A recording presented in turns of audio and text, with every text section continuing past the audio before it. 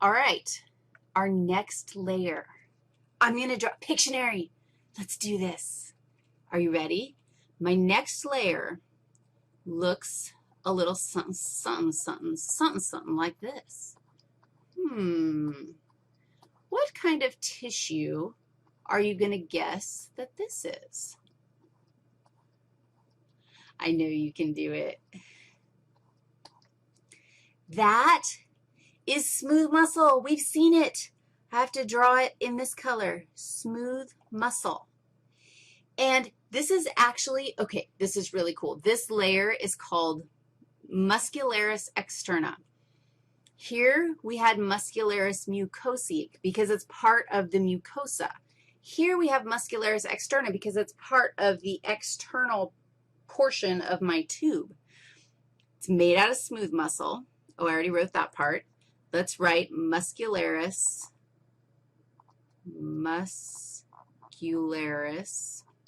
externa. That says Muscularis externa.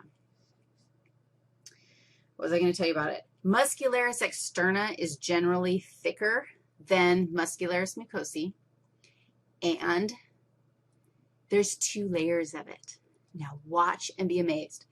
Muscle tissue, muscle cells are longer than other cells. They tend to be really elongated cells, and smooth muscle kind of takes a shape of, I don't know, I'm going to draw you a smooth muscle cell. They kind of look like this, kind of long and thin. They've got their little, as opposed to like a circular cell or even a cuboidal cell, a smooth muscle cell kind of has a long, I can't remember the word they used to describe that shape. If you imagine that, if we zoomed in to look at these cells, we're going to see them being kind of long like this and almost kind of skinny and flat, but lots of them, and they're grouped together, and they literally look smooth. We're not looking at our other types of muscle tissue, but the sooner you get comfortable identifying smooth muscle, the happier you're going to be because it makes identifying these different layers really easy. In the Muscularis externa, because the smooth muscle cells are kind of long, can you imagine that we could put them all in a row? Like we could orient them all in the same direction. And in fact, that's what happens. In multiple layers of Muscularis externa, one layer is all oriented in one direction. And then there's another layer. And the second layer is oriented in another direction. And I'm drawing this, I'm drawing my other direction with a bunch of circles because do you agree that if I cut this cell right down the middle of it and then looked at the end of it, it would look like a little circle with possibly a dot in it if I caught the nucleus. So this just indicates that it's the same tissue type, but one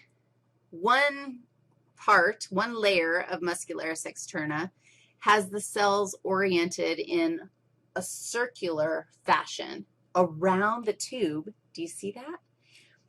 When these guys shorten, when they contract, they're going to shorten along this line, and they're basically going to decrease the diameter of the tube when they contract. Do you agree with that? Because muscle tissue, its entire function is based on the fact that it is contractile tissue. So it does shorten, and when it is oriented in this kind of long circular way, it's going to shorten and decrease the diameter. How are these guys oriented? Okay, I'm making some green smooth muscle cells. How are they oriented? Think about this for a second. They're oriented like this way in my tube. So when they shorten, they're going to shorten this way, and they're actually going to shorten the whole tube. Why? Why would you need to have these layers, one of them going like this and one of them going like this, so that your tube is actually shortening and lengthening and decreasing in diameter and increasing in diameter? Really? Why would we have that happening? One of the functions of the digestive system is to move stuff through. You have to move your food through from the start to the finish. And in order to get your stuff to move, your muscle tissue, your smooth muscle has to contract. It's the process of peristalsis, and you can look up peristalsis on YouTube and entertain yourself a lot because it's really fantastic how the tube literally squishes the food forward. How does it do it? It does it because of Muscularis externa. I think that's it. Let's move on to the next layer.